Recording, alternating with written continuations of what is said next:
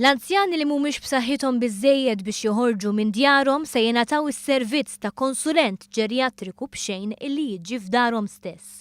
Dan is-servizz nazzjonali ġdid se jkun disponibbli għall-anzjani kollha f'Malta u f'Għawdex li għandhom il-karta anzjan u li huma ċertifikati mit-tabib li għandhom kundizzjoni li ma tippermettilhomx li joħorġu mid-dar. Bekk dawn l-anzjani mhumiex se jkollhom jieħdu battikata biex joħorġu minn djarhom u jmorru l-outpatients jew iħallsu għal servizz privat għal kura speċjalizzata fil-ġerjatrija. Is-Segretarju Parlamentari Ġustin Karwana li ħabbret dan is-servizz quddiem għexieren ta' anzjani fiċ-Ċentru ta' Anzjanità Attiva f'Raħal Ġdid fissret kif l-idea ta' dan is-servizz nibtet minn suġġeriment tal-anzjani stess. Huwa servizz rikjest ħafna fil-fatt deċidejna li nintroduċuha bbażi tad-domanda li kien qed ikollna.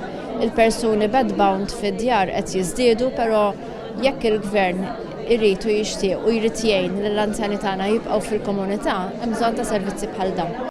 Għalkemm l-anzjani preżenti għadhom igawdu mill-mobilità, kienu konxi ħafna mill-problemi tas-saħħa li jistgħu jinqalgħu fil-futur, għalhekk dan is-servizz serħilhom moħħhom li fil-futur mhumiex se jkunu ta' pis fuq il-familji tagħhom. Ngħiduha kif inhi, mhux kulħadd ikun jista' imur fil-polikliniċi u mhux kulħadd ikollu l-min iwasslu. Hawn ħafna anzjani li jgħixu waħedhom ukoll. Jiġifieri naħseb li kien essenzjali ħafna.